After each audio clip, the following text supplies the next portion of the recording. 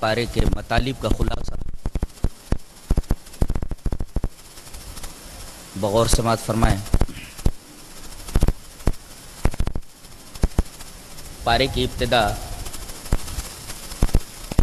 اس طرح ہو رہی ہے، وَمَا مِن دَابَّةٍ فِي الْأَرْضِ إِلَّا عَلَى اللَّهِ رِزْقُهَا وَيَعْلَمُ مُسْتَقَرَّهَا وَمُسْتَوْدَعَهَا كُلٌّ فِي كِتَابٍ مُبِينٍ۔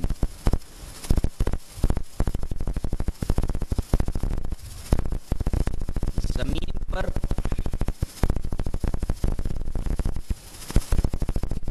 جتنے بھی رینگنے والے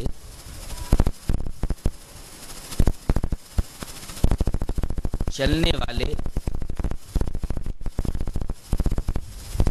موجود ہیں، ان سب کی روزی کی ذمہ داری اللہ نے اپنے اوپر لے لی ہے۔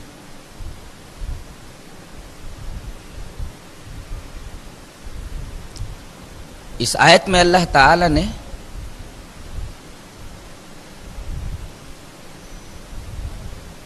اپنے کمال علم اور کمال قدرت کا اظہار فرمایا ہے۔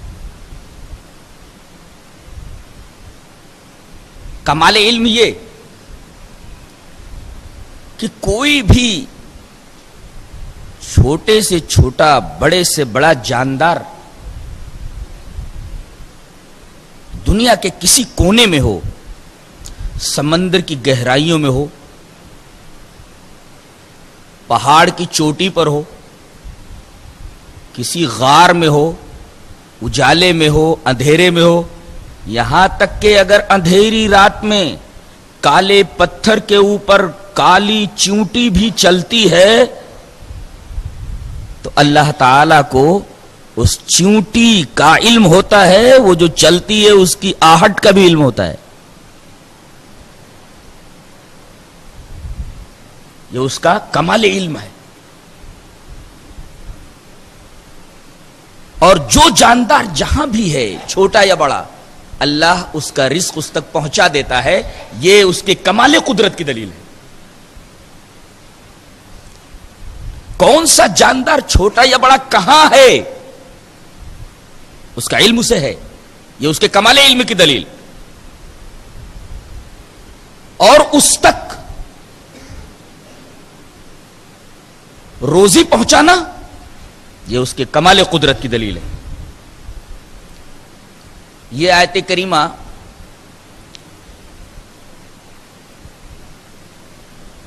ایک نیک آدمی نے پڑھی،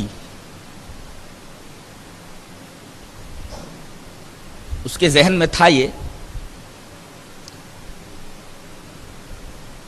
کہ ہر جاندار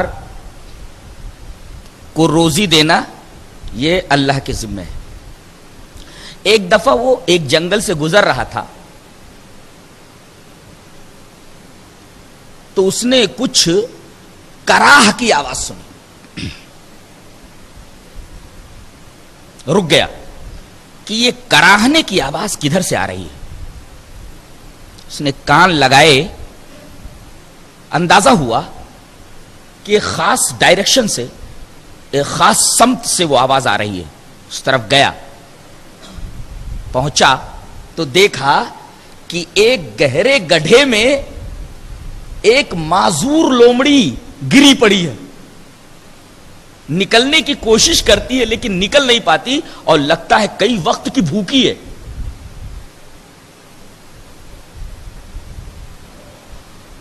معذور ہونے کی وجہ سے وہ گڈھے سے نکل نہیں پا رہی ہے، نکلنے کی کوشش کرتی ہے، پھر گر جاتی ہے۔ فوراً ان کے ذہن میں وہ آیت کریمہ آئی جو انہوں نے پڑھ رکھی تھی، یہی وَمَا مِن دَابَّةٍ فِي الْأَرْضِ إِلَّا عَلَى اللَّهِ رِزْقُهَا، کہ ہر جاندار تک اس کی روزی پہنچانا یہ اللہ کے ذمہ ہے۔ انہوں نے عزم کر لیا کہ اب میں یہ دیکھ کر کے جاؤں گا کہ اس معذور اور اپاہج لومڑی تک اللہ روزی کیسے پہنچاتا ہے۔ ایک درخت پر جا کر بیٹھ گئے،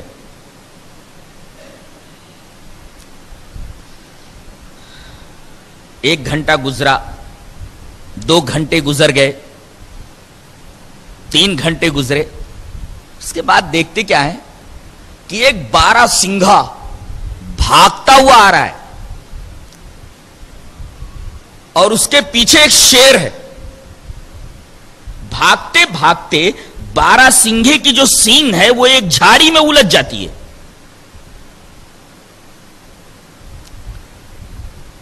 اور شیر پیچھے سے 12 سنگھے کو پکڑ لیتا ہے، اس کی گردن پکڑ کر کے اس کو مار ڈالتا ہے، جتنا گوشت کھانا ہوتا ہے کھا لیتا ہے، اور مارے غصے کے اتنی زور سے اس کو جھٹکا دیتا ہے کہ 12 سنگھا لڑھکتا ہوا اسی گڈھے میں جا کر گر جاتا ہے. انہوں نے بیٹھے بیٹھے درخت کے اوپر یہ منظر دیکھا، کہا سبحان اللہ، تو نے کیسے ایک اپاہج لومڑی تک اس کی روزی پہنچا دی. اب مہینے 2 مہینے اس کے کھانے کا انتظام ہو گیا، ایک ہی دم مہینے 2 مہینے کا انتظام اللہ تعالیٰ نے اس کی روزی کا کر دیا. کہا کہ اللہ نے جو فرمایا بالکل صحیح فرمایا، وَمَا مِن دَابَّةٍ فِي الْأَرْضِ إِلَّا عَلَى اللَّهِ رِزْقُهَا. ہر جاندار تک اس کی روزی پہنچانا یہ اللہ کی ذمہ ہے. یہاں 2 سوالات ہوتے ہیں، پہلے ان 2 سوالوں کے جوابات دیں گے، اس کے بعد ہم آگے بڑھیں گے. پہلا سوال، جب ہر جاندار تک روزی پہنچانا اللہ نے اپنے ذمے لے لیا ہے تو ہم یہ دیکھتے ہیں کہ بہت سارے لوگ بھوک سے مر جاتے ہیں. یہ بھوک سے کیوں مرا؟ اس تک اللہ نے روزی کیوں نہیں پہنچائی؟ بھوکا کیوں مرا وہ؟ ایک گہرا سوال ہے یہ، ہم گہرائی کے ساتھ اس سوال کا جواب دے رہے ہیں. کہ دیکھیے، رزق پہنچانے کی ذمہ داری اس وقت تک ہے جب تک کہ اس جاندار کی عمر باقی ہے. عمر ختم ہو گئی تو اب اسے مرنا ہی ہے. اب مرنے کی کئی شکلیں ہو سکتی ہیں، یا تو جل کر مر جائے، ڈوب کر مر جائے، دب کر مر جائے، یا بھوک سے مر جائے، اس لیے کہ اس کی عمر اب ختم ہو چکی ہے، اب تو اسے مرنا ہی ہے. جب تک آدمی زندہ رہتا ہے، زندگی تک اس کی روزی پہنچاتا ہے، اور جتنی روزی اس تک پہنچانا ہے وہ اس کی قسمت پہ لکھی ہوئی ہے، اتنی روزی اسے پہنچا دی جاتی ہے. اب عمر ختم ہوئی تو اب اسے مرنا ہی ہے، چاہے وہ بھوک سے مر جائے اور چاہے وہ جل کر مر جائے اور چاہے وہ ڈوب کر مر جائے.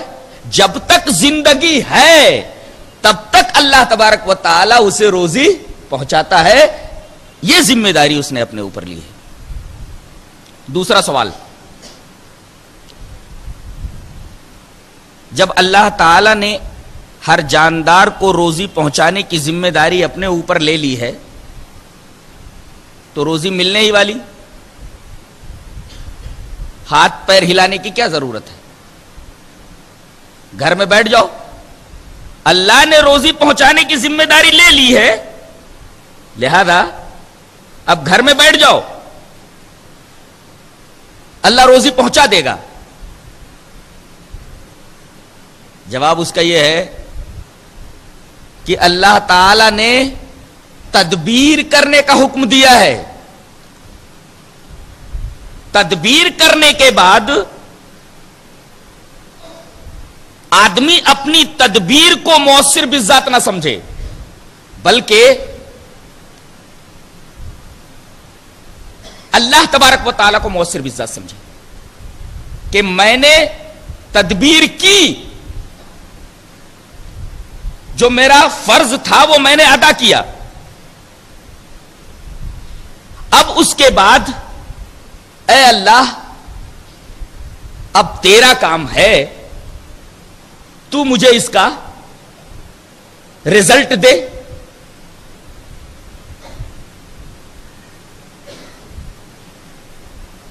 جیسے ایک شخص نے آ کر کے پوچھا کہ اللہ کے رسول یہ میرا اونٹ ہے، اگر میری قسمت میں ہوگا تو بھاگ کر کہیں نہیں جا سکتا، لہذا میں مسجد میں نماز پڑھنے چلا جاتا ہوں اور اونٹ کو چھوڑ دیتا ہوں۔ نبی کریم صلی اللہ علیہ وسلم نے فرمایا نہیں، اقل البعیر ثم توکل، اونٹ کو باندھ پھر توکل کر، یعنی پہلے تدبیر کر، یہ تیری ذمہ داری ہے، اس کے بعد اب اونٹ تیرے پاس رہے گا کہ نہیں رہے گا یہ اللہ تبارک و تعالیٰ کا کام ہے۔ ضروری نہیں کہ آدمی تدبیر کرے اور اس کا نتیجہ ضرور ہی اسے مل جائے۔ بہت سارے لوگ تدبیریں کرتے ہیں لیکن نتیجہ انہیں حاصل نہیں ہوتا، اس کا کوئی نتیجہ ظاہر نہیں ہوتا۔ تو آدمی یہ سمجھے کہ میری تدبیر پر یہ نتیجہ ظاہر ہوا ہے، ضروری نہیں۔ آدمی صرف تدبیر کرنے کا مکلف ہے، رہا تدبیر کا نتیجہ ظاہر ہونا یہ اللہ تبارک و تعالیٰ کے ذمہ ہے۔ اور جب آدمی تدبیر کرے تو تدبیر کے اوپر بھروسہ نہ کرے، تدبیر کے اوپر اعتماد نہ کرے، بلکہ اعتماد اللہ کے اوپر ہونا چاہیے، اور مؤثر بالذات اپنی تدبیر کو نہ سمجھے بلکہ اللہ تبارک و تعالیٰ کو مؤثر بالذات سمجھے۔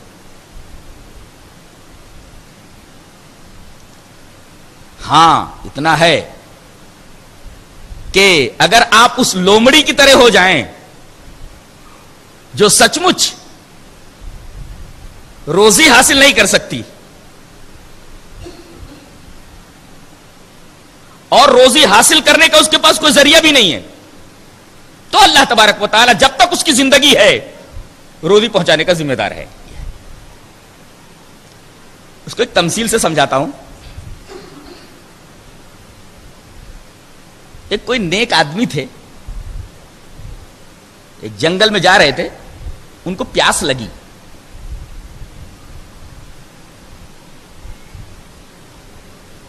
تلاش کرنے کے بعد ایک کنواں دکھا، انہوں نے کنویں میں جھانک کر کے دیکھا تو پانی بہت نیچے تھا۔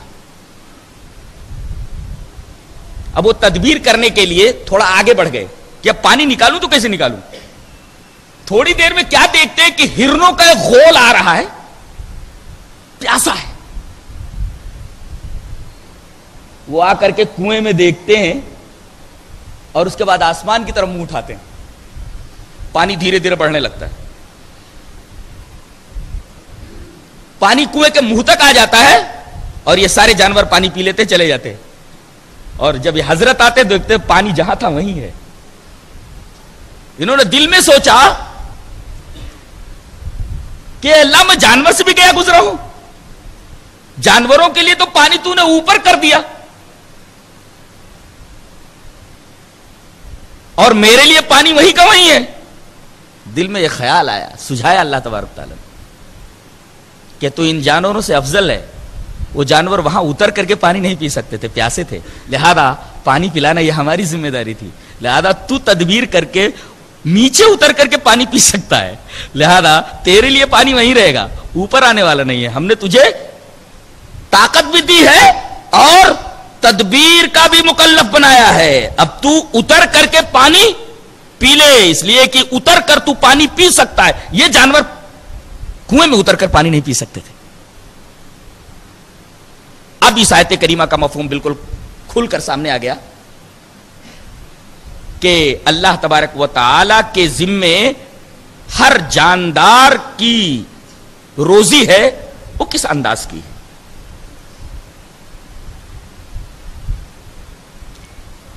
اس کے بعد اس آیت کریمہ کا اگلا ٹکڑا ہے وَيَعْلَمُ مُسْتَقَرَّهَا وَمُسْتَوْدَعَهَا۔ اللہ ہر جاندار کی روزی کا تو ذمہ دار ہے ہی، نیز یہ بھی جانتا ہے کہ اس کا مستقر کیا ہے، اس کا مستودع کیا ہے۔ یہ مستقر کیا ہوتا ہے، مستودع کیا ہوتا ہے؟ مستقر کہتے ہیں جہاں آدمی اپنی زندگی کا اکثر و بیشتر حصہ گزارتا ہے۔ جیسے آپ زیادہ تر کرنول میں اپنے ایک گھر کے اندر ہیں تو یہ گھر آپ کا مستقر ہے، یہ شہر آپ کا مستقر ہے۔ باہر بھی جاتے ہیں لیکن مہینہ 2 مہینہ بعد آپ واپس آ جاتے ہیں. تو آپ کی زندگی کا اکثر و بیشتر حصہ جس مقام پر گزرے اس مقام کو مستقر کہا جاتا ہے.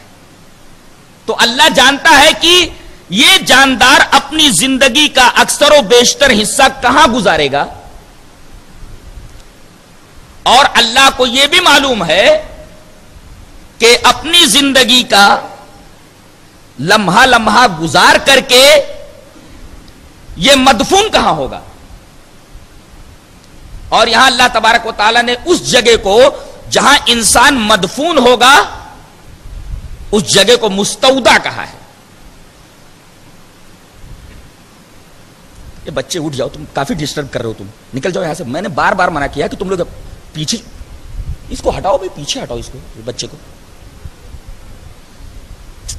نہ للہ بھائی، ایک بار بولنے پر یہ بچہ مانتا نہیں. پیچھے جاؤ، پیچھے پیچھے لے جاؤ اس کو، پیچھے پیچھے بالکل پیچھے جاؤ.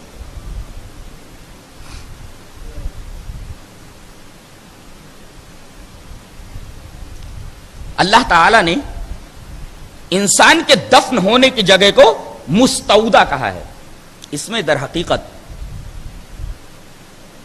باس بادل موت کی ایک دلیل دی ہے اللہ نے.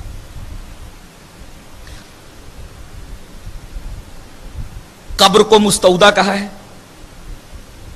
امانت رکھنے کی جگہ، یعنی انسان امانت ہے، مرنے کے بعد یہ امانت قبر کے حوالے کر دی جاتی ہے.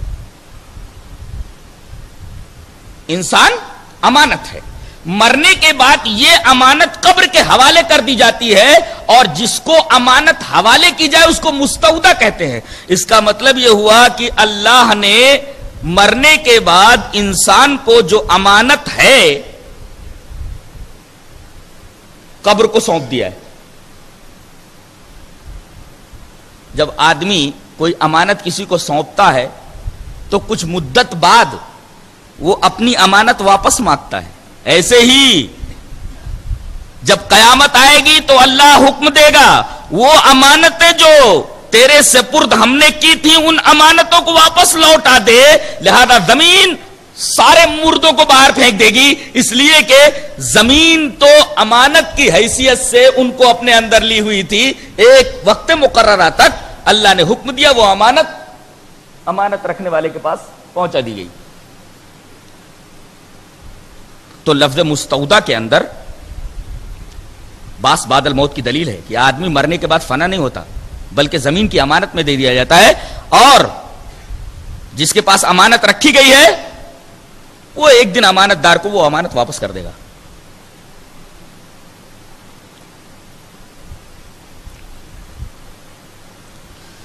اس کے بعد آیت دیکھیے، وَهُوَ الَّذِي خَلَقَ السَّمَاوَاتِ وَالْأَرْضَ فِي سِتَّةِ أَيَّامٍ وَكَانَ عَرْشُهُ عَلَى الْمَاءِ لِيَبْلُوَكُمْ أَيُّكُمْ أَحْسَنُ عَمَلًا.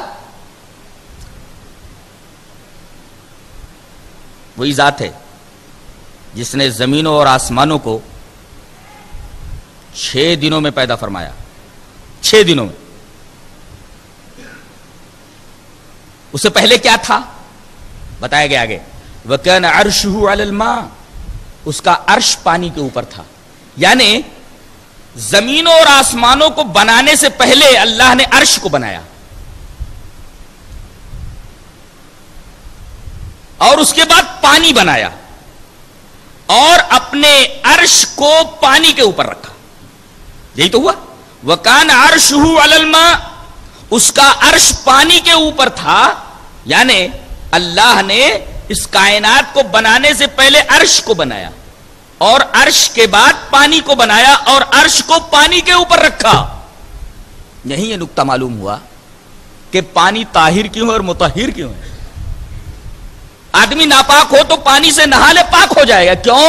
یہ پاکی اس کے اندر کہاں سے آئی؟ اس لیے کہ اللہ تبارک و تعالی کا عرش اس کے اوپر تھا. اب بتائیے جس کے اوپر اللہ تبارک و تعالی کا عرش رکھا ہوا ہو اور عرش الہی نے جس کو ٹچ کیا ہو اس کی پاکی کا کیا حال ہوگا. اسی وجہ سے پانی ایک تو مدار حیات ہے، کہ بغیر پانی کے آدمی زندہ نہیں رہ سکتا، ایک چیز تو یہ، اور پانی ہی سے انسان تو کیا اللہ نے ہر شے کو زندگی عطا فرمائی ہے، دنیا کی ہر شے کو پانی ہی سے زندگی عطا فرمائی گئی ہے، اور پانی ہی سے انسان کو بنایا ہے۔ نیز پانی کی خصوصیت یہ کہ پاک بھی کرتا ہے اور خود پاک ہے، طاہر بھی اور مطہر بھی ہے، خود پاک ہے اور جس کے اوپر پڑ جائے اس کو بھی پاک کر دیتا ہے۔ اتنی اہم چیز ہے۔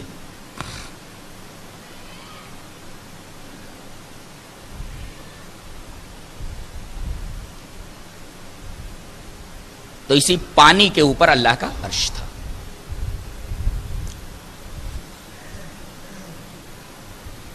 چھ دنوں ہی میں اللہ تبارک و تعالی نے آسمان اور زمینوں کو کیوں بنایا؟ 5 دن میں کیوں نہیں؟ 7 دن میں کیوں نہیں؟ 6 دن کے اندر ہی اللہ تبارک و تعالی نے زمینوں اور آسمانوں کو کیوں بنایا؟ کوئی سوال کرے تو کیا جواب دیں گے؟ اللہ فرماتا ہے وَهُوَ الَّذِي خَلَقَ السَّمَاوَاتِ وَالْأَرْضَ فِي 6 أَيَّامٍ، اللہ نے زمینوں اور آسمانوں کو 6 دن میں پیدا کیا ہے۔ کوئی سوال کرے کہ 6 دن میں اللہ نے کیوں پیدا کیا؟ کن کہہ دیتا اور زمین اور آسمان وجود میں آ جاتے، ہو جا تو زمین اور آسمان وجود میں آ جاتے۔ یہ 6 دن میں اس کو پیدا کرنے کی کیا ضرورت تھی؟ کن کہہ دیتا کائنات وجود میں آ جاتی، 5 دن میں بنا دیتا، 7 دن میں بنا دیتا، اور 15 دن میں بنا دیتا، 20 دن میں بنا دیتا۔ یہ 6 دن کیوں ذکر کیے گئے؟ جواب اس کا یہ ہے کہ اس میں اللہ تعالی نے انسان کو تحمل اور وقار کی تعلیم دی ہے کہ کوئی کام کرو تو پورے تحمل کے ساتھ، پورے وقار کے ساتھ اور پورے سکون کے ساتھ۔ بتائیے نماز کتنی اہم عبادت ہے۔ امام کے ساتھ سارے مقتدی رکوع میں چلے گئے، ایک آدمی ابھی وضو بنا رہا ہے، اب وہ یہ چاہ رہا ہے کہ میں جلدی سے نماز میں شامل ہو جاؤں۔ نماز میں شامل ہونے کے لیے دوڑ کرانے کی اجازت نہیں ہے، پورے سکون اور وقار کے ساتھ آؤ، جتنی نماز ملے اتنی پڑھ لو، جو چھوٹ جائے اس کی قضا کر لو، دوڑ کرانے کی اجازت نہیں ہے۔ اتنی اہم عبادت کے لیے بھی تحمل اور وقار اور سکینت کو لازم کر دیا گیا ہے، پورے سکون اور وقار کے ساتھ آؤ۔ تو اللہ نے یہاں تعلیم دی ہے کہ کوئی کام کرو تو پورے سکون کے ساتھ کرو، تحمل کے ساتھ کرو، وقار کے ساتھ کرو،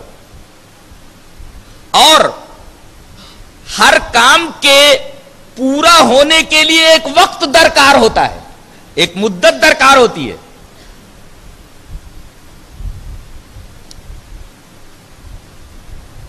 اس مدت تک وہ چیز مکمل ہوتی ہے۔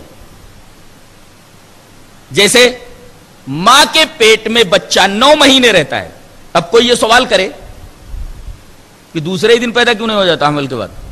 وہی سوال ہے، 1 مہینے میں کیوں نہیں پیدا ہو جاتا؟ 2 مہینے میں کیوں نہیں پیدا ہو جاتا؟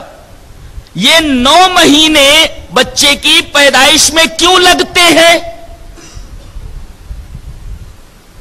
سوال فضول ہے، اس لیے کہ بچے کی پیدائش اور نشو و نما کے کمال کے لیے یہ 9 مہینہ ضروری ہے۔ ایک قانون ہے، ایک قانون ہے۔ ایسے ہی اللہ تبارک و تعالیٰ نے اس کائنات کے اندر ایک قانون مقرر فرمایا ہے۔ وہ کن کے ذریعے بھی آسمان اور زمینوں کو پیدا کر سکتا تھا، لیکن اس نے 6 دنوں کے اندر پیدا کیا، ویسے ہی جیسے وہ بچے کو ماں کے پیٹ سے 9 مہینے میں پیدا کرتا ہے، ایسے ہی اس نے اس کائنات کو 6 دنوں کے اندر بنایا ہے۔ یعنی اس نے یہ تعلیم دی ہے کہ یہ پوری کائنات ایک قانون کے تحت کام کر رہی ہے۔ ہر چیز کے بننے کا ایک وقت ہوتا ہے، ہر چیز کے بگڑنے کا ایک وقت ہوتا ہے، ہر چیز کے وجود میں آنے کا ایک وقت ہوتا ہے، ہر چیز کا اس دنیا سے ناپید ہو جانے کا ایک وقت ہوتا ہے. اللہ بار بار قیامت کا ذکر کرتا ہے، ایک دن قیامت آئے گی، ایک دن قیامت آئے گی. اب کوئی پوچھے کہ قیامت کے لیے اتنا ٹائم کیوں لگ رہا ہے؟ سوال فضول ہے. اس لیے کہ اس دنیا میں پرلے ہونے کے لیے، اس دنیا کو فنا ہونے کے لیے ایک پوائنٹ ہے. دنیا اس پوائنٹ تک پہنچ جائے گی، آٹومیٹک قانون کے تحت قیامت آ جائے گی. گویا یہ کائنات ایک خاص قانون کے درمیان جکڑی ہوئی ہے، اس کے باہر نہیں جا سکتی.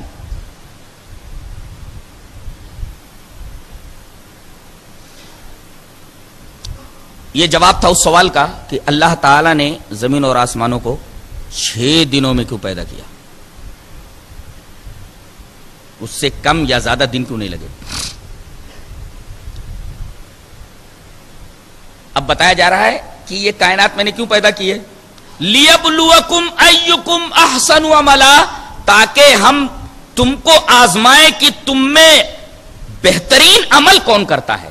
یہاں ایک غور کرنے والی بات یہ ہے کہ اللہ نے یہ نہیں کہا کہ انسان کو ہم نے اس کائنات میں، اس زمین کے اوپر اس لیے بسایا ہے تاکہ ہم یہ دیکھیں یا آزمائیں کہ کتنا زیادہ عمل کرتا ہے. زیادہ عمل نہیں کہا، ہم یہ دیکھ رہے ہیں اور ہم یہ دیکھیں گے کہ آدمی اچھے اعمال کتنے کرتا ہے. یعنی اللہ کے ہاں کوانٹیٹی نہیں دیکھی جاتی، اللہ کے ہاں عمل کی کوالٹی دیکھی جاتی ہے. یہ نہیں کہا تم کتنا عمل کرتے ہو، نہیں، بلکہ یہ دیکھنا چاہتا ہے وہ کہ تم کتنا اچھا عمل کرتے ہو. بہت زیادہ چیز ہو لیکن کوالٹی صحیح نہیں، کوئی خریدنے کے لیے تیار نہیں ہوتا. لیکن چیز تھوڑی ہی ہو، کوالٹی بہت اچھی ہو تو آدمی مہنگے داموں میں اس کو خرید لیتا ہے. تو اللہ یہ چاہتا ہے کہ بہت زیادہ عمل مت کرو، تھوڑا ہی عمل کرو، مگر عمل انتہائی خوبصورت ہو، انتہائی حسین عمل ہو. لِيَبْلُوَكُمْ أَيُّكُمْ أَحْسَنُ عَمَلًا، تاکہ ہم تم کو آزمائیں کہ تم میں بہترین عمل کون کرتا ہے، حسین عمل کون کرتا ہے.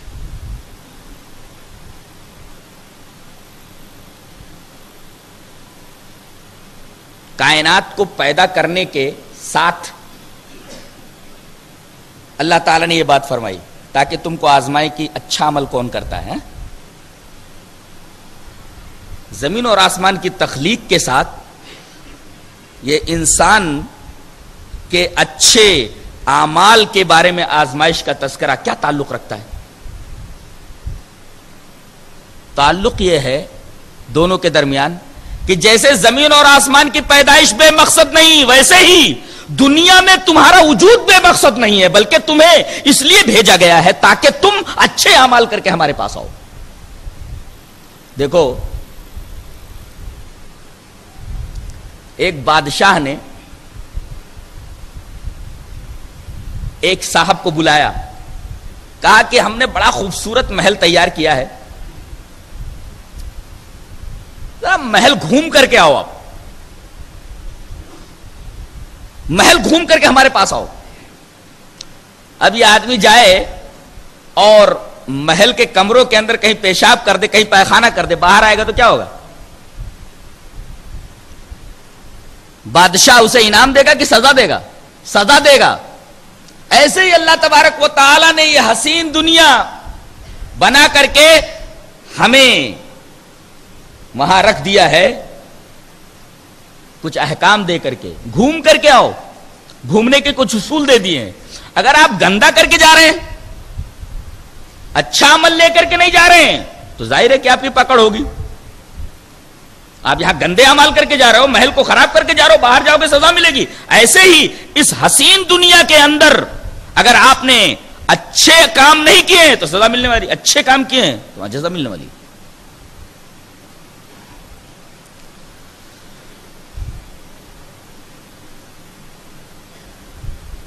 اس کے بعد انسان کی ایک فطری کمزوری بیان کی جا رہی ہے. کیا؟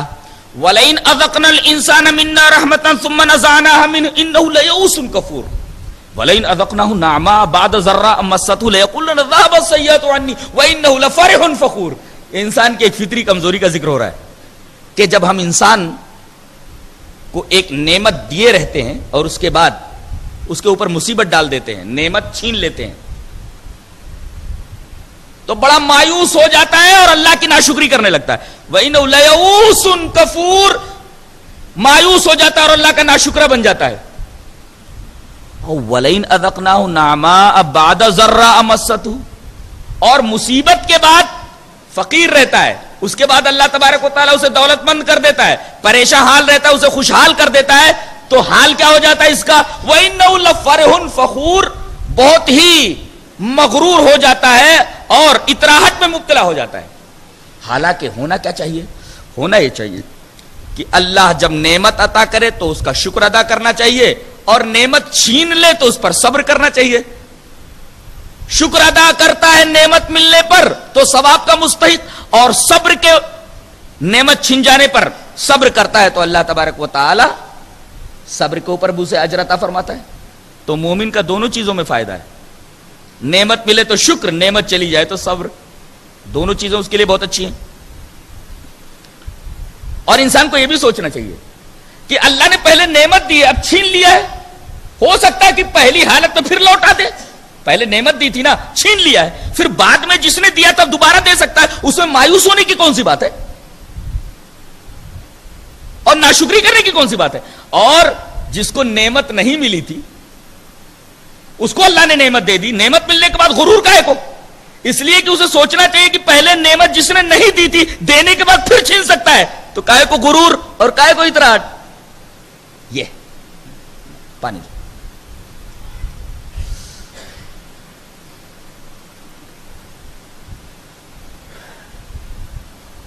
اس کے بعد اللہ تبارک و تعالی نے ہر دور میں جب بھی کوئی نبی اپنی امت کی طرف آیا ان کی خاص حالت بیان کی ہے. انہوں نے ہر رسول سے یہی کہا، کیا؟ فقال الملأ الذين كفروا من قومه ما نراك الا بشرا مثلنا، کہ ہم تو تجھے اپنی طرح انسان دیکھتے ہیں، میں بھی انسان تو بھی انسان، تو رسول کیسے ہو سکتا ہے؟ اس تعجب کا اظہار تمام قوموں نے کیا ہے. حالانکہ اگر وہ سوچتے تو یہ سوال نہ کرتے، اس لیے کہ ایک آدمی بدبخت ہوتا ہے، ایک نیک بخت ہوتا ہے، صورت دونوں کی ایک ہوتی ہے لیکن نتیجے دونوں کے مختلف ہوتے ہیں، ایک جنت میں جائے گا ایک جہنم میں جائے گا. ایک انسان نیک بخت ہوتا ہے اور ایک انسان بدبخت ہوتا ہے، دکھنے میں تو دونوں انسان ہیں لیکن نتیجے کے اعتبار سے دونوں مختلف ہیں. ایک کا ٹھکانہ جنت ہے، دوسرے کا ٹھکانہ جہنم ہے. آب تلخ اور آب شیریں، ایک طرف میٹھا پانی ہو ایک طرف کڑوا پانی ہو، ایک طرف میٹھا پانی دوسری طرف کھارا پانی، دکھنے میں تو دونوں پانی ہی دکھتے ہیں لیکن حقیقت کے اعتبار سے دونوں مختلف ہیں. ایک کا ذائقہ کھارا ہے اور ایک کا ذائقہ میٹھا ہے. ایسے ہی کسی گمگشتہ راہ کو صحرا میں کوئی آدمی مل جائے، کوئی آدمی جنگل میں راستہ بھول گیا ہے، اس کی سمجھ میں نہیں آتا کہ میں جنگل سے باہر کیسے نکلوں. ایک آدمی آتا ہے، کہتا ہے کیا پریشانی ہے آپ کو؟ کہتا پریشانی یہ ہے کہ میں جنگل میں راستہ بھول گیا ہوں، گمگشتہ راہ ہو گیا ہوں، اب میں جنگل سے باہر نکلوں تو کیسے نکلوں؟ وہ بولتا ہے آؤ میں تمہیں راستہ بتاتا ہوں کہ اس راستے پر سے چل کر کے تم اس جنگل سے نکل سکتے ہو. اب وہ جھگڑنے پہ آمادہ ہو جائے، ارے بولے میں تمہاری بات کیسے مان لوں، تم تو میری طرح انسان ہو. ارے بھائی وہ تیری طرح انسان ہے لیکن تجھ میں اور اس میں فرق ہے، اس لیے کہ تو راستہ نہیں جانتا وہ راستہ جانتا ہے، دونوں میں فرق ہو گیا نا. ٹھیک ہے تیری طرح وہ بھی انسان ہی ہے لیکن فرق ہے تجھ میں اور اس میں. کیوں؟ اس لیے کہ تو راستہ نہیں جانتا، وہ راستہ جانتا ہے. یہ بات تو اپنی جگہ ہے، درست ہے کہ تو بھی انسان اور وہ بھی انسان، لیکن فرق ہے کہ تو راستہ بھول گیا ہے اور وہ راستے کا علم رکھتا ہے. یہی حال نبی کا بھی ہے. ان کی امتوں نے ان سے کیا کہا؟ تم تو ہماری طرح انسان ہو. بات بالکل ٹھیک ہے، تم بھی انسان نبی بھی انسان، لیکن فرق یہ ہے کہ نبی کو معلوم ہے کہ جنت کا راستہ کون سا ہے اور جہنم کا راستہ کون سا ہے. تم کو معلوم نہیں کہ جنت کی طرف کون سا راستہ جاتا ہے اور تم کو علم نہیں کہ جہنم کی طرف کون سا راستہ جاتا ہے. یہ نبی بتائے گا، اس لیے کہ اسے راستے کا علم ہے اللہ کی طرف سے. اس کے بعد ایک بڑی عجیب بات کہی جا رہی ہے قرآن حکیم کے بارے میں. افمن کان علی بینۃ من ربی ویتلوہ شاہد منہ، کیا وہ آدمی جو بینہ کے اوپر ہو، بینہ مانے روشن دلیل، جو آدمی روشن دلیل کے اوپر ہو اور ویتلوہ شاہد منہ، اور اس کے پاس شاہد بھی آ جائے. یہ بینہ کیا ہے اور شاہد کیا ہے؟ در حقیقت بینہ اس روشن دلیل کو بولتے ہیں جو اللہ تبارک و تعالی انسان کی فطرت میں ودیت کر دیتا ہے، جس کے ذریعے انسان خیر اور شر میں تمیز کرتا ہے، یہ چیز بری ہے چیز بھلی ہے، اس کو بینہ کہتے ہیں. اور شاہد گواہ کو بولتے ہیں. قرآن کو یہاں شاہد کہا گیا ہے، اور انسان کی اس فطری قوت کو جس کے ذریعے وہ خیر اور شر میں تمیز کرتا ہے اس کو بینہ کہا گیا ہے. کہنے کا مقصود یہاں یہ ہے کہ قرآن کو اگر کوئی بغور پڑھے ذہن کو خالی کر کے تو اس کو ایسا لگے گا جیسے قرآن کوئی نئی چیز نہیں کہہ رہا ہے بلکہ یہ تو میری فطرت کی آواز ہے. ہاں، اسی وجہ سے اس کو شاہد کہا گیا ہے. کوئی نئی چیز نہیں بلکہ تیری فطرت میں جو چیز موجود ہے اس کا گواہ بن کر کے آ گیا. وہ انسان اگر خالی اس ذہن ہو کر کے قرآن حکیم کی تلاوت کرے تو اس کو معلوم ہوگا کہ قرآن کوئی نئی بات نہیں کہہ رہا ہے، یہ تو میری فطرت کی آواز ہے. اس وجہ سے اس کو شاہد کہا گیا.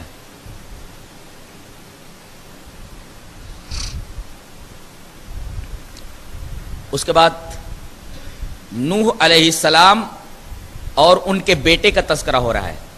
نوح علیہ السلام 950 برس تک اپنی قوم کو دعوت دیتے رہے توحید کی، لیکن قوم کے بڑے کم لوگ، یہی کوئی 80 آدمی مان لائے. حضرت نوح علیہ السلام نے اللہ کے حضور بد دعا کر دی، ان کے لیے بد دعا قبول ہو گئی. اللہ نے فرمایا کہ پانی کا عذاب ہم نازل کرنے والے ہیں، اس سے پہلے کشتی بنا لو. کشتی بنا لی گئی. حضرت جبرائیل علیہ السلام کی نگرانی میں اللہ تبارک و تعالی کی نگاہ کے سامنے کشتی تیار ہو گئی، اور علامت یہ تھی عذاب کے آنے کی کہ تنور ابل پڑے گا. جیسے ہی تنور ابل پڑا سارے کے سارے لوگ کشتی میں بیٹھ گئے. 80 لوگ تھے ایمان لانے والے، وہ کشتی میں بیٹھ گئے، جن میں 3 آدمی تھے، حام، سام، یافس. یہ تینوں حضرت نوح کے بیٹے تھے. ایک بیٹا وہ کفار کے ساتھ تھا، وہ اس پانی کی لپیٹ میں آ گیا. نیچے سے پانی ابل رہا ہے، آسمان سے برس رہا ہے، تھوڑے سے لوگ کشتی میں بیٹھے ہوئے ہیں، کشتی چل رہی ہے. ایسے موجوں میں جو موجیں پہاڑ کی طرح ہیں، وہی تجریب فی موجن کالجبال، پہاڑوں کی طرح موجیں ہیں. سامنے بیٹا ڈوبتا ہوا نظر آ رہا ہے. باپ نے دیکھا، حضرت نوح نے دیکھا کہ بیٹا سامنے ڈوب رہا ہے، کبھی اوپر آ جا رہا ہے کبھی نیچے چلا جا رہا ہے. دل تڑپ اٹھا. بیٹا کیسا بھی ہو، باپ اگر اس کو مصیبت میں دیکھے تو اس کی مصیبت برداشت نہیں ہوتی. دل تڑپ اٹھا. کہا یا بنی ارکب معنا ولا تکن مع الکافرین، اے میرے بچے کشتی میں آ جا، کافروں کے ساتھ مت رہ. لیکن وہ غلط صحبت میں پڑھ کے اتنا خراب ہو چکا تھا، اس کی فطرت مسخ ہو گئی تھی. اس نے ایسی مصیبت کے عالم میں بھی یہ کہا کہ میں تمہارے ساتھ کشتی میں نہیں آؤں گا. پھر کہاں جائے گا؟ قال ساوی الی جبل یعصمنی من الماء. یہ جو پہاڑ دکھ رہا ہے جودی، میں جودی پہاڑ پر چلا جاؤں گا. یہ جودی پہاڑ در حقیقت کردستان میں ہے، اور یہ پہاڑ کوہستان ارارات کا ایک حصہ ہے جو آرمینیا سے کردستان تک پھیلا ہوا ہے، اس کا ایک حصہ ہے یہ جودی پہاڑ. حضرت نوح کی کشتی اسی کے اوپر رک گئی تھی. کہا کہ میں اس پہاڑ کے اوپر چڑھ جاؤں گا، جودی کے اوپر. قال سآوی الی جبل یعصمنی من الماء، اس پہاڑ کے اوپر چڑھ جاؤں گا، یہ پہاڑ مجھے بچا لے گا. حضرت نوح فرما رہے نہیں میرے بچے یہ پانی نہیں ہے، یہ اگر پانی ہوتا تو یہ پہاڑ تجھے بچا لیتا، یہ پانی نہیں ہے، یہ اللہ کا عذاب ہے۔ قال لا عاصم اليوم من امر اللہ الا من رحم، یہ پانی تجھے نہیں بچا سکتا، یہ پہاڑ تجھے نہیں بچا سکتا، یہ اللہ کا عذاب ہے۔ آج وہی بچے گا اللہ کے عذاب سے جس پر اللہ کا رحم ہو۔ بات ہو ہی رہی تھی وحال بینہم الموج فکان من المغرقین، ایک موج آئی جو نیچے لے گئی، دوبارہ اوپر نہیں آیا، ڈوب گیا۔ باپ نے ادھر ادھر دیکھا، سمجھ گئے کہ بیٹا ڈوب چکا ہے، لیکن امید کی ایک ہلکی سی کرن باقی تھی کہ شاید زندہ ہو، اوپر آ جائے۔ تڑپ اٹھے اور بڑی طرف کے ساتھ اللہ تبارک و تعالیٰ کے حضور یہ دعا فرمائی، وَنَادَى نُوحٌ رَبَّهُ فَقَالَ رَبِّ إِنَّ ابْنِي مِنْ أَهْلِي وَإِنَّ وَعْدَكَ الْحَقُّ وَأَنْتَ أَحْكَمُ الْحَاكِمِينَ۔ نوح نے اپنے رب کو پکارا کہ میرے رب میرا بیٹا میرے اہل میں سے، اور تیرا وعدہ کہ تیرے اہل کو بچا لوں گا، میرے بیٹے کو بچا لے۔ ڈانٹ آ رہی اوپر سے، قال یا نوح انه ليس من اهلك انه عمل غیر صالح، یہ تیرے اہل میں سے نہیں ہے۔ حالانکہ بیٹا باپ کے اہل میں سے ہوتا ہے، لیکن یہاں قرآن کہہ رہا ہے نوح علیہ السلام سے کہ تیرا بیٹا تیرے اہل میں سے نہیں ہے۔ نتیجہ کیا نکلا؟ قرآن کیا کہنا چاہتا ہے؟ اگر نبی کے خاندان کا کوئی ہو اور غلط کام کر رہا ہو تو نبی کے خاندان میں سے نہیں ہے وہ۔ بہت سارے لوگ سید بنے پھرتے ہیں، کہتے ہیں ہم نبی کے خاندان کے ہیں، لوگ ان کے ہاتھ پاؤں چومتے ہیں۔ یہاں عالم یہ ہے کہ نبی کے خاندان کا شخص بھی اگر بدعات میں مبتلا ہے، شرکیات میں مبتلا ہے، اور وہ حدود شرعیہ کی پابندی نہیں کرتا، تو در حقیقت وہ نبی کریم صلی اللہ علیہ وسلم کے خاندان ہی سے نہیں ہے۔ یہاں دیکھو بیٹا باپ کے اہل میں سے ہے، لیکن اللہ فرما رہا ہے کہ وہ تیرے اہل میں سے نہیں ہے، اس لیے کہ جو میرا نہیں وہ تیرا کیسے ہو سکتا ہے؟ قال یا نوح انه ليس من اهلك انه عمل غیر صالح۔ اس طریقے کی درخواست کرنا یہ اچھی بات نہیں ہے۔ فلا تسألنی ما لیس لک به علم، ایسی چیز کے بارے میں مجھ سے سوال مت کر جس کے بارے میں تجھے علم نہیں ہے۔ انی اعظک ان تکون من الجاہلین، میں تجھے نصیحت کر رہا ہوں کہ کہیں تو جاہلوں میں سے نہ ہو جائے۔ بتائیے 950 برس تک یہ آدمی توحید کی دعوت دیتا رہے، اللہ کے دین کی خدمت کرتا رہے، ایک ریکویسٹ قبول نہیں ہوئی، ایک درخواست قبول نہیں ہوئی۔ اس کا مطلب یہ اللہ کسی چیز کا فیصلہ کر لے تو دنیا کی کوئی طاقت اس فیصلے میں ٹانگ نہیں اڑا سکتی۔ یہاں کہتے ہیں کہ فلاں پیر فیصلہ بدلوا دیتے ہیں، اللہ تبارک و تعالیٰ کا فیصلہ نہیں بدلتا۔ فیصلہ کر لے تو سب سے مقرب بارگاہ الہی کون ہوتا ہے؟ نبی ہوتا ہے، وہ بھی اس فیصلے کے اندر دخل اندازی نہیں کر سکتا۔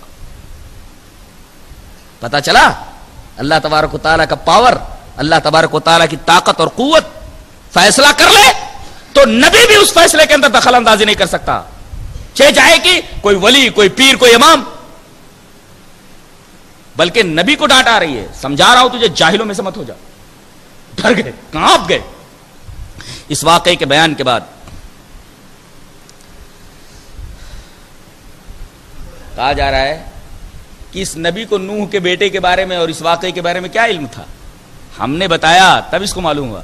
تلک من انباء الغیب نوحیھا الیک ما کنت تعلمھا انت ولا قومک من قبل ھذا، ہم یہ غیب کی خبریں آپ کی طرف وہی کر رہے ہیں، اس سے پہلے ان واقعات کے بارے میں نہ تو آپ کو علم تھا نہ آپ کی قوم کو علم تھا۔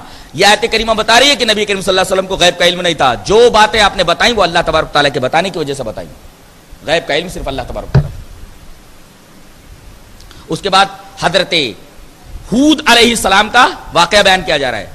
انہیں قوم عاد کی طرف بھیجا گیا تھا جو بڑی طاقتور قوم تھی، اتنے بڑے بڑے قد تھے جیسے کھجور کے درخت،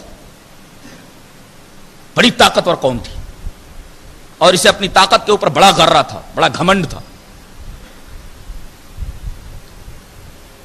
ہود علیہ السلام کی کانوں پہ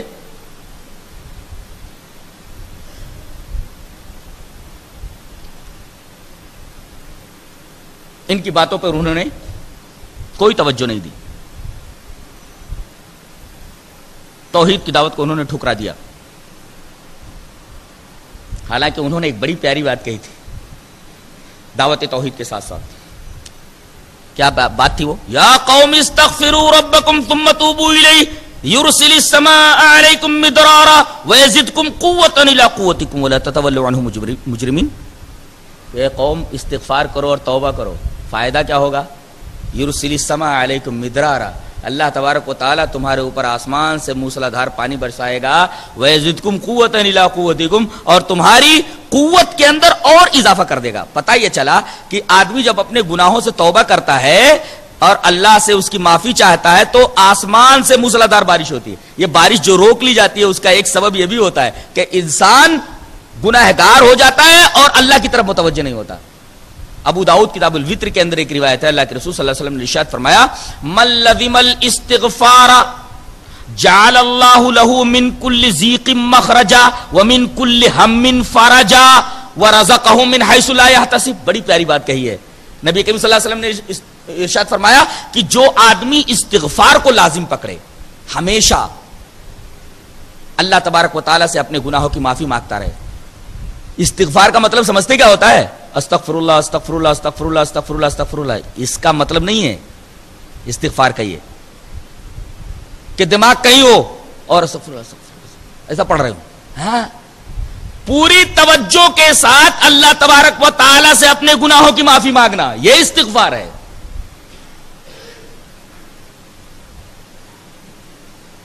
اگر دل کی توجہ کے ساتھ اللہ تبارک و تعالیٰ سے اپنے گناہوں کی معافی مانگتا ہے تو یہ استغفار ہے۔ اگر آدمی ایسا کرتا ہے تو اور اس کو لازم پکڑتا ہے تو جعل اللہ لہ من کل ضیق مخرجا، ہر تنگی سے نکلنے کا راستہ اللہ ہموار کر دیتا ہے، ہر مصیبت سے نکلنے کا راستہ ہموار کر دیتا ہے اگر آدمی استغفار کو لازم پکڑتا ہے تو۔ اور دوسرے ومن کل ہم فرجا، اور ہر غم سے اس کے لیے کشادگی پیدا کر دیتا ہے، غم ہے تو کشادگی پیدا کر دیتا ہے۔ اور وَرَزَقَهُ مِنْ حَيْثُ لَا يَحْتَسِبُ، اور ایسی جگہ سے اس کو روزی پہنچاتا ہے جہاں سے اس کو روزی ملنے کا گمان بھی نہیں ہوتا ہے۔ یہ استغفار کا فائدہ ہے، کیا؟ مصیبت سے نکلنے کا راستہ بتا دیا جاتا ہے، دوسرے غم سے نکلنے کا طریقہ بتا دیا جاتا ہے، غم میں ہے تو کشادگی پیدا کر دی جاتی ہے اور اس کو ایسی جگہ سے روزی دی جاتی ہے جہاں سے روزی ملنے کا اسے گمان بھی نہیں ہوتا۔ یہ استغفار کی برکت ہے۔ وہی بات حضرت ہود نے بھی کہی تھی اپنی قوم عاد سے کہ تم لوگ یہ استغفار کرو اور توبہ کرو، یرسل السماء علیکم مدرارا، آسمان سے موسلادھار بارش ہوگی اور تمہاری قوتوں میں اضافہ ہوگا۔ نہیں مانے وہ، ہوا کا عذاب اس قوم کے اوپر نازل کر دیا گیا اور پوری قوم تباہ و برباد ہو گئی۔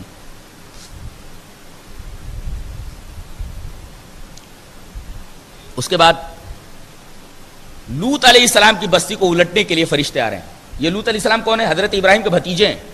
تو ڈائریکٹ لوط کی بستی صدوم میں نہیں گئے، سطح سمندر سے تقریباً 4000 فٹ نیچے دھنسا دیا گیا اس کو۔ سی لیول جو ہے نا، سی لیول سے 4000 فٹ نیچے دھنسا دیا گیا اس کو، اس بستی کو، لوط علیہ السلام کی بستی کو، جس کا نام صدوم تھا۔ تو ڈائریکٹ وہاں نہیں گئے عذاب کے لیے جو فرشتے آئے تھے، بلکہ حضرت ابراہیم علیہ السلام کے پاس آئے۔ وَلَقَدْ جَاءَتْ رُسُلُنَا إِبْرَاهِيمَ بِالْبُشْرَىٰ قَالُوا سَلَامًا قَالَ سَلَامٌ عَلَيْكُمْ فَمَا لَبِثَ أَن جَاءَ بِعِجْلٍ حَنِيذٍ۔ ہمارے فرشتے جب حضرت ابراہیم کے پاس آئے تو کہا السلام علیکم۔ مسئلہ یہ معلوم ہوا کہ آنے والا سلام کرے، باہر سے آنے والا گھر والوں کو سلام کرے، قَالَ سَلَامٌ، اور پھر اس کے بعد گھر والا اس کا جواب دے۔ جواب دینے کے بعد بٹھایا ان کو۔ فَمَا لَبِثَ أَن جَاءَ بِعِجْلٍ حَنِيذٍ، یہ نہیں پوچھا کہ کھانا کھاؤ گے، چائے پیو گے، کچھ نہیں بولے، چائے وائے تو بات کی بات ہے، ایسے ہی ہو گیا۔ وہ فوراً اندر گئے اور ایک بھنا ہوا بچڑا لا کر کے سامنے رکھ دیا، کہا کہ کھائیے۔ ایک مسئلہ اور بھی معلوم ہوا، کوئی مہمان آئے تو اس سے یہ مت پوچھے آپ پانی پیئیں گے، کچھ کھائیں گے؟ ارے بھائی پانی لا کر رکھ دیجئے، جو کچھ گھر میں بنا ہوا ہے لا کر کے رکھ دیجئے، اگر اشتہا ہوگی تو چائے پیے گا، اشتہا ہوگی تو کھانا کھائے گا، اشتہا ہوگی تو پانی پیے گا۔ پوچھنا چاہیے۔ بعض لوگ تکلم میں کہہ دیتے ہیں نہیں نہیں چائے کی ضرورت نہیں ہے، پانی کی ضرورت نہیں، کھانے کی ضرورت نہیں، حالانکہ پیٹ اس وقت قل اللہ پڑھ رہا ہوتا ہے۔ تو بعض لوگ تکلم میں انکار کر جاتے ہیں۔ حضرت ابراہیم نے یہ نہیں پوچھا کہ کھانا کھاؤ گے یا پانی پیو گے، فوراً بھنا ہوا بچڑا لا کر کے رکھ دیا۔ اس کا مطلب یہ ہوا مہمان کو اچھی سے اچھی چیز کھلانی چاہیے۔ پورا گوشت ہی لیا ہے جو سید الطعام ہے، کھانوں کا سردار گوشت، اور وہ بھی بھنا ہوا، پورا بھنا ہوا بچڑا ہی لا کر رکھ دیا۔ کھائیے. اب دیکھا کہ ان کے ہاتھ نہیں بڑھ رہے ہیں. فلما را لا تصل الیہ نکرہم اوجس منہم خیفہ. دیکھا کہ ہاتھ کھانے کی طرف نہیں بڑھ رہے ہیں, بیٹھے ہوئے مہمان ڈر گئے کہ کہیں میرے دشمن تو نہیں, میرا نمک نہیں کھانا چاہتے, مجھے نقصان پہنچانا چاہتے. ان کی بیوی حضرت سارہ علیہ السلام وہ دروازے کے اوٹ سے یہ منظر دیکھ رہی تھی کہ بڑے میاں نے ابھی سلام کا جواب دینے کے بعد ان مہمانوں کو بٹھایا ہے اور بھنا ہوا بچڑا لے جا کر کے سامنے رکھ دیا ہے. جب دیکھا کہ کھا نہیں رہے ہیں تو ڈر گئے ہیں. یہ سارا منظر بیوی دروازے کے اوٹ سے دیکھ رہی ہیں. جب مہمانوں نے دیکھا کہ یہ ڈر گئے ہیں, کہا کہ قالوا لا تخف, ڈرو نہیں, ڈونٹ بی افریڈ, ڈرو نہیں, ڈرو نہیں, لا تخف انا ارسلنا الی قوم لوط, ہم تمہارے بھتیجے لوط کی قوم کی طرف بھیجے گئے ہیں اس بستی کو پلٹنے کے لیے. ارے گھبرا گئے, کہا یہ تو عذاب کے فرشتے ہیں, یہ انسانی شکل میں آئے. ایک مسئلہ یہ بھی معلوم ہوا کہ فرشتے انسانی شکل میں آ سکتے ہیں. دوسرا مسئلہ یہ معلوم ہوا کہ فرشتے کھانا وغیرہ نہیں کھاتے, پانی نہیں پیتے. نیز یہ بھی معلوم ہوا کہ نوری مخلوق کھانا نہیں کھاتی ہے, نور سے بنائی ہوئی مخلوق کھانا نہیں کھاتی ہے. اب اگر کوئی یہ کہے کہ نبی کریم صلی اللہ علیہ وسلم نور کے بنائے ہوئے تھے تو آپ کو کھانے کی ضرورت نہیں ہونی چاہیے تھی, اس لیے کہ نور سے بنی ہوئی مخلوق کھانا نہیں کھاتی ہے. اگر رسول اللہ صلی اللہ علیہ وسلم نور کے بنے ہوتے تو فرشتوں کی طرح سے آپ کو کھانے کی حاجت نہیں ہوتی. اس کے بعد جب فری ہو گئے تو جھگڑنے لگے. یجادلون فی قوم لوط, اللہ تعالیٰ فرماتا ہے فرشتوں سے بحث کرنے لگے وہ, اور ہم سے جھگڑنے لگے قوم لوط کے بارے. ارے اللہ تبارک و تعالیٰ اپنے بندوں کے اوپر کیوں عذاب ڈال رہا ہے, کیوں ان کو صفحہ ہستی سے نیست و نابود کر رہا ہے. اللہ نے فرمایا یہ باتیں میرا خلیل اس وجہ سے بول رہا ہے, ان ابراہیم لحلیم اواہ منیب, میرے خلیل کا دل بڑا نرم ہے, کوئی تکلیف میں مبتلا ہو میرے خلیل کا دل اس کو برداشت نہیں کرتا. اللہ تعالیٰ نے تعریف فرمائی اپنے نبی کی, ان ابراہیم لحلیم اواہ منیب, بہت زیادہ آہ کرنے والے, اواہ بہت زیادہ آہ کرنے والے. اور اس کے بعد آیت نازل فرمائی گئی, اے میرے خلیل اس بارے میں آپ دخل اندازی مت کیجئے, فیصلہ ہو چکا ہے. عذاب غیر مردود, عذاب آنے والا ہے, یہ عذاب آپ کے لڑنے جھگڑنے سے اور آپ کے بحث کرنے سے نہیں لوٹایا جائے گا. دیکھیے عذاب کا فیصلہ کر لیا گیا. حضرت ابراہیم خلیل اللہ بھی سفارش کر رہے ہیں لیکن سفارش قبول نہیں ہو رہی ہے. ابراہیم خلیل اللہ کی دعا یہاں رد کر دی گئی, جھگڑے کو بے بنیاد قرار دے دیا گیا, بحث کو بے بنیاد قرار دے دیا گیا. اس سے یہ بھی پتہ چلتا ہے کہ بڑے سے بڑا مقرب بارگاہ الہی بھی اللہ کے فیصلے کو نہیں بدلوا سکتا.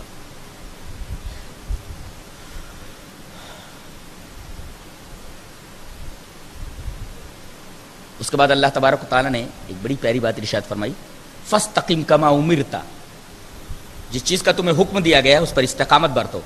دیکھو اگر استقامت نہ ہو زندگی میں, آدمی کوئی کام کرے اس کام میں کامیاب نہیں ہو سکتا. زندگی کے کسی بھی شعبے میں اگر استقامت نہ ہو, آج ایک دھندا کھولتا ہے دوسرے دن دوسرا دھندا شروع کر دیتا, کامیاب ہوگا؟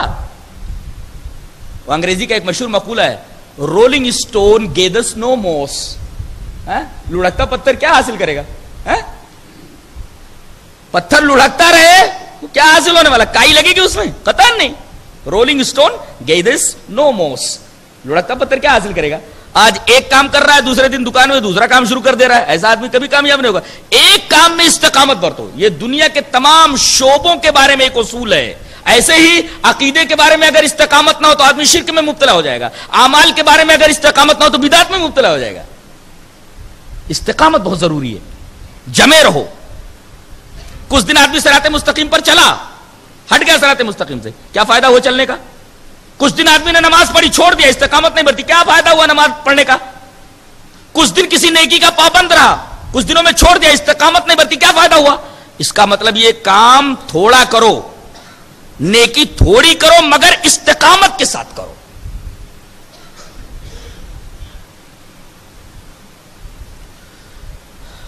حضرت حسن بصری رحمۃ اللہ علیہ نے ایک بڑی عجیب بات فرمائی کہ اللہ تعالیٰ نے پوری شریعت کو 2 لا کے درمیان محصور کر دیا ہے. 2 لا کے درمیان رکھ دیا لا کر کے.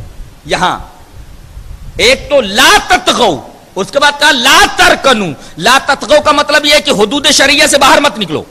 اللہ نے جو حدیں بنا دی ہے شریعت کی اس سے باہر نہ نکلو. ایک لا. اور دوسرے ولا ترکنوا الی الذین ظلموا، برے لوگوں کی صحبت میں مت رہو. بس لا لا لا تطغوا کے ساتھ لا اور ترکنوا کے ساتھ لا. اللہ تعالیٰ نے پوری شریعت کو 2 لا کے درمیان محصور کر دیا ہے. ان 2 لا کے اوپر کوئی عمل کر لے کامیاب ہو جائے گا. ایک تو حدود شریعہ سے باہر نہ نکلے اور دوسرے بروں کی صحبت میں نہ بیٹھے.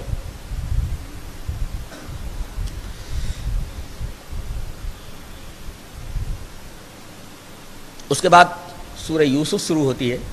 بہترین قصہ کہا اللہ تبارک تعالیٰ نے. اس کا اکثر حصہ 13ویں پارے میں ہے. جو حصہ اس پارے میں ہے اس پر ہم سرسری نظر ڈال لیتے ہیں. اللہ تبارک و تعالیٰ نے اس قصے کو، اس اسٹوری کو بہترین اسٹوری کا ہے، احسن القصص کا ہے. کیا ہے اس کا پس منظر، بیک گراؤنڈ؟ 12 بیٹے تھے حضرت یعقوب کے. ان میں سے ایک حضرت یوسف تھے. بڑے خوبصورت تھے، بڑے ذہین. اللہ تعالیٰ نے بعد میں انہی کو نبی بنایا. پہلے ہی سے، بچپن ہی سے ان کے چہرے سے نیکی کے آثار ہویدہ تھے، ظاہر تھے. ایک دن یہ سو کر کے اٹھے، کہا کہ ابا میں نے خواب دیکھا ہے. کہا کہ بیٹے کیا؟ کہا کہ 11 ستارے اور چاند اور سورج مجھے سجدہ کر رہے ہیں، یہ میں نے دیکھا ہے. حضرت یعقوب علیہ السلام سمجھ گئے کہ بیٹا مستقبل میں دین کا کوئی پیشوا بنایا جانے والا ہے، اللہ کی طرف سے منتخب کیا جانے والا ہے. کہیں ایسا نہ ہو کہ یہ باتیں بھائی سن لیں اور حسد لے جائیں.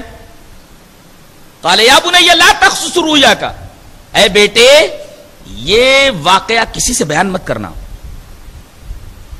کہیں بھائیوں کو معلوم ہو جائے فیکیدوا لک کیدا، تیرے خلاف سازشیں کرنے لگیں. بہرحال انہوں نے کسی سے بتایا نہیں. لیکن 11 بھائیوں نے، بلکہ اس میں سے جو 10 تھے وہ برابر یہ دیکھتے تھے کہ ابا جتنا یوسف کو چاہتے اتنا ہمیں نہیں چاہتے. ان کی چاہت کا، محبت کا زیادہ تر رجحان یوسف کی طرف ہے. کیوں نہ یوسف کو ختم کر دیا جائے اور باپ کی محبت ہماری طرف مڑ جائے.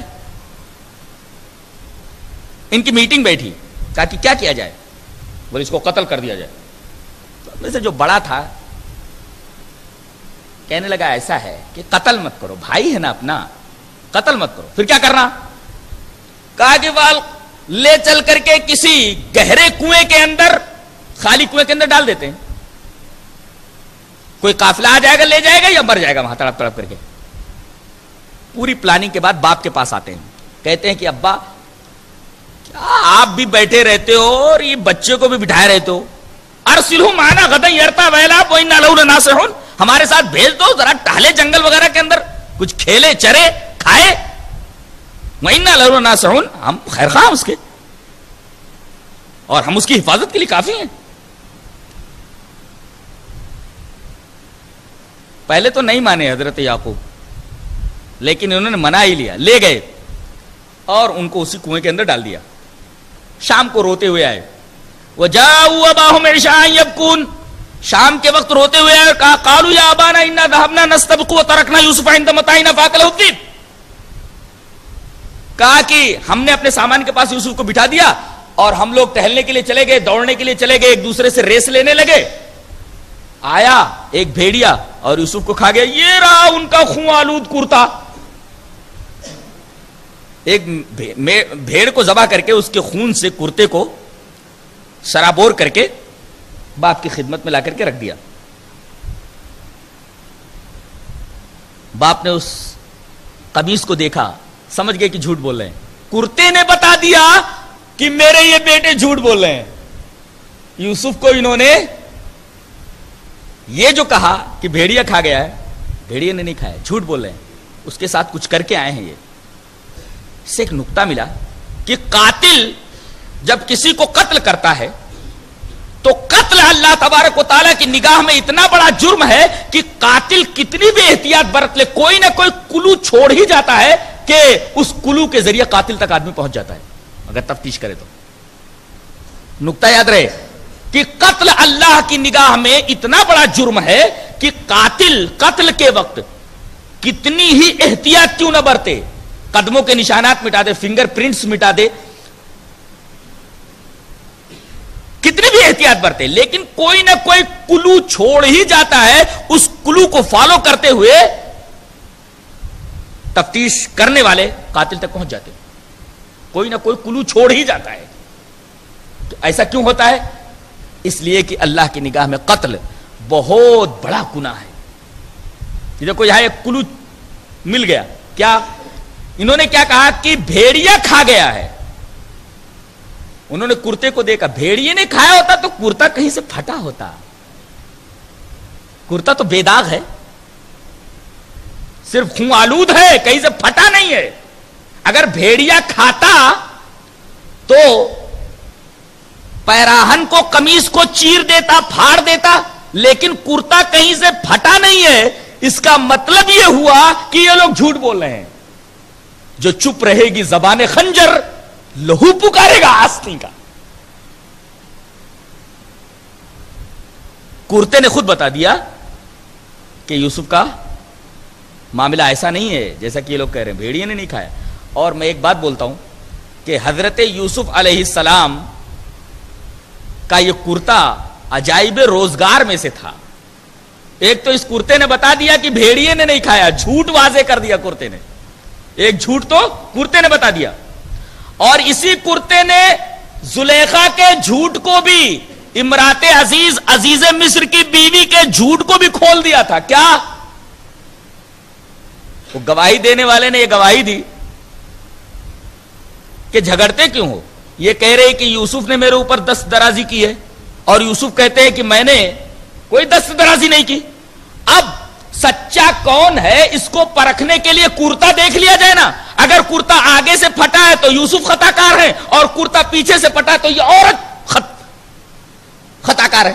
دیکھا گیا کرتا پیچھے سے پھٹا ہوا ہے, کرتے نے بتا دیا کہ سچا کون اور جھوٹا کون ہے. یہاں امرات عزیز کے جھوٹ کو کرتے نے کھول دیا, وہاں بھائیوں کے جھوٹ کو اسی کرتے نے کھول دیا تھا, اور یہاں عزیز مصر کی بیوی کے جھوٹ کو اسی کرتے نے کھول دیا. اور اس کرتے کا تو عجیب حال تھا. حضرت یوسف علیہ السلام قاصد کے ہاتھوں یہ کرتا بھیج رہے ہیں کنان اپنے گاؤں. ادھر کرتا لے کر کے قاصد چلا, وہاں حضرت یعقوب کہہ رہے ہیں کہ مجھے یوسف کے پیرہن کی خوشبو آ رہی ہے. اور حضرت یوسف علیہ السلام کے کہنے کے مطابق ان کے چہرے کے اوپر, حضرت یعقوب کے چہرے کے اوپر جب یہ کرتا ڈالا گیا تو ان کی بینائی لوٹ آئی. تو کرتا عجائب روزگار میں سے نہیں ہے. بہرحال کنویں میں ڈالنے کے بعد ایک قافلہ آتا ہے, اور قافلہ ان کو لے کر کے بازار مصر میں جاتا ہے, بیچ دیتا ہے, اور عزیز مصر خرید کر کے لاتا ہے. اس کی بیوی ان کے حسن کو دیکھ کر کے عاشق ہو جاتی ہے, اور اس کے بعد گناہ پر آمادہ کرتی ہے, اور پھر الزام لگاتی ہے کہ یہ میرے اوپر دست درازی کر رہا تھا. تو آپ کے معصومیت کی گواہی 6 طرف سے آئی, 6 طرف سے آپ کی معصومیت کی گواہی اللہ کی طرف سے. کیا کذالک لنصرف عنہ السوء, اس طرح ہم اپنے بندے سے برائی کو ہٹا دیتے ہیں. یہ حضرت یوسف کے بارے میں ہے, یعنی اللہ نے گواہی دی کہ حضرت یوسف علیہ السلام گناہ میں مبتلا نہیں ہوئے.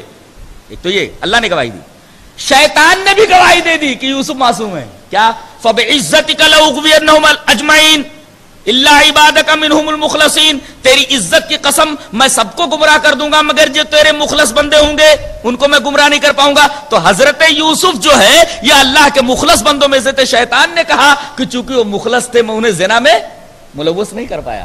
شیطان نے بھی گواہی دے دی کہ یوسف معصوم ہے, اللہ تعالی نے گواہی دے دی کہ یوسف معصوم ہے, اور وہ شہید شاہد من اہلہا, کرتے نے گواہی دے دی کہ یوسف معصوم ہے, وہ گواہی دینے والے نے بھی گواہی دی کہ یوسف معصوم ہے, اور خود جس نے الزام لگایا تھا اس کی بھی گواہی قرآن میں موجود ہے. وَلَقَدْ رَاوَدتُّهُ يُوسُفَ عَن نَفْسِهِ فَاسْتَعْصَمَ, وہ زنان مصر سے بولتی ہے, عورتوں سے جن کو بلا کر کے اس نے حضرت یوسف کا دیدار کرایا تھا. کہنے لگی کہ میں نے اس کو اپنے لیے پھسلایا تو لیکن وہ بچ گیا. دیکھیے قرآن حکیم نے امرات عزیز مصر کی بیوی کے بھی قول کو نقل کیا ہے اور اس کی طرف سے بھی آپ کی برات ظاہر کر دی ہے.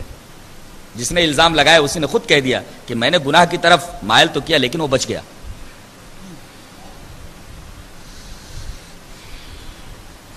اور خود عزیز مصر نے گواہی دی. قال انه من کیدکن ان کیدکن عظیم. یہ تو تیریا چریتر ہے, اسی کی خطا ہے. عزیز مصر نے بھی گواہی دی. یعنی یوسف علیہ السلام معصوم. اس کے بعد ایک واقعہ بیان کیا جا رہا ہے کہ اپنی عزت بچانے کے لیے یوسف علیہ السلام کو عزیز مصر نے جیل خانے بھجوا دیا. کچھ دنوں بعد وَدَخَلَ مَعَهُ السِّجْنَ فَتَيَانِ, دو نوجوان ان کے ساتھ داخل ہوئے. ایک کے اوپر جو دو داخل ہوئے الزام یہ تھا کہ ان میں سے کسی نے بادشاہ کو زہر دینے کی کوشش کی ہے. تفتیش تک یہ دونوں جیل میں رکھے جائیں گے. اصل مجرم کون ہے پتہ لگنے پر اسے سزا دی جائے گی. دونوں نے دیکھا کہ ایک اچھا آدمی جیل میں بند ہے, قریب آئے, کہا کہ رات میں ہم نے خواب دیکھا ہے, تم اپنا خواب بیان کرو پھر میں اپنا خواب بیان کرتا ہوں. ایک آدمی بولتا ہے اس میں سے کہ میں نے دیکھا کہ میں روٹیوں کا ایک خوان لیے ہوئے ہوں اور چیل وہ روٹیاں اٹھا اٹھا کر کے لے جا رہی ہیں.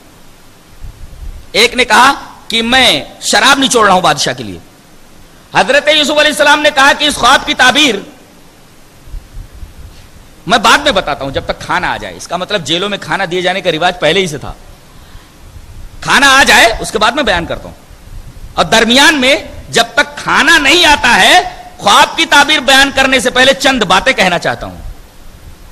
کہا کہ خواب کی تعبیر جانتے ہو, یہ اللہ نے مجھے سکھایا. ذالکم مما علمنی ربی, یہ علم مجھے اللہ نے سکھایا. کیوں؟ اس لیے کہ میں شرک سے بہت دور ہوں. میں شرک کرنے والوں کے ساتھ انی ترکت ملت قوم لا یؤمنون باللہ, ان لوگوں کی ملت کو میں نے چھوڑ دیا ہے جو اللہ پر ایمان نہیں رکھتے. یعنی میں توحید پر کاربند ہوں. اس توحید پر کاربند ہونے کی وجہ سے اللہ تبارک و تعالی نے مجھے یہ علم عطا فرمایا ہے. اور اس کے بعد پھر خواب کی تعبیر بتاتے ہیں.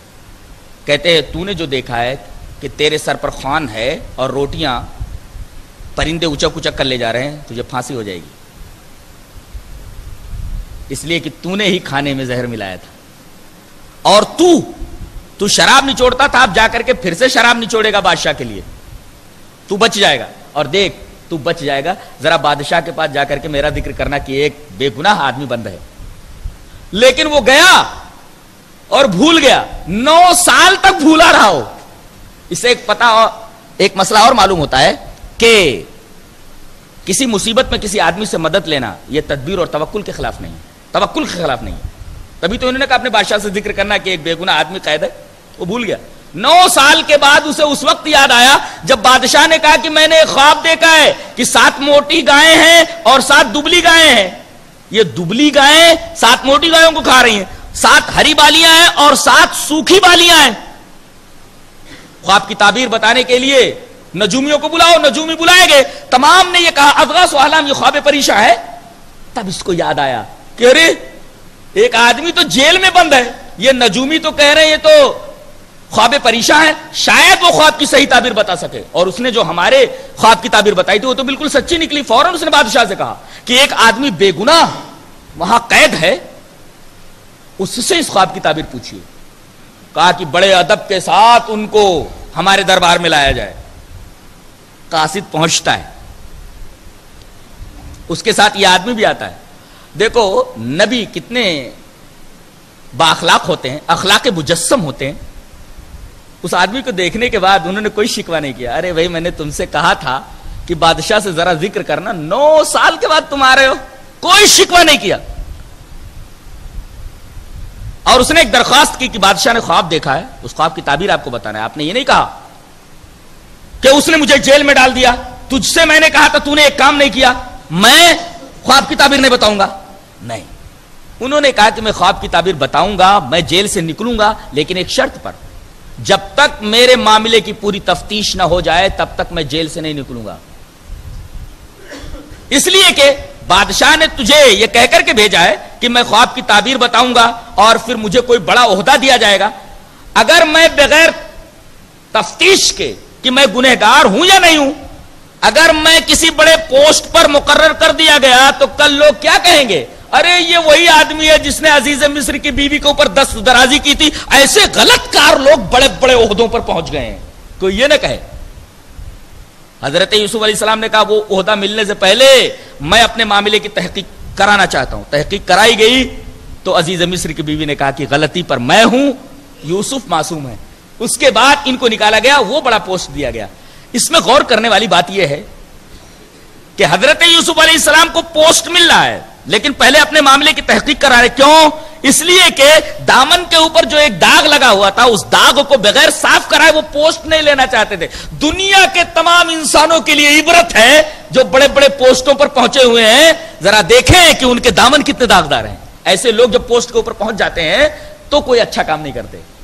ایسے لوگ جو بے داغ ہوتے ہیں, ان کی سیرت بے داغ ہوتی ہے, یہ جب اچھے پوسٹ کے اوپر پہنچتے تب قوم کے لیے کچھ کرتے ہیں. یہ تعلیم ہے حضرت یوسف علیہ السلام کے اس واقعے سے. بقیہ واقعہ کیا ہے وہ کل کے 13ویں پارے کے اندر انشاءاللہ بیان کیا جائے گا. یہ رہا 12ویں پارے کا خلاصہ. اللہ ہمیں نیک عمل اور اچھی سمجھ کی توفیق عطا فرمائے. وآخر دعوانا الحمدللہ رب العالمین.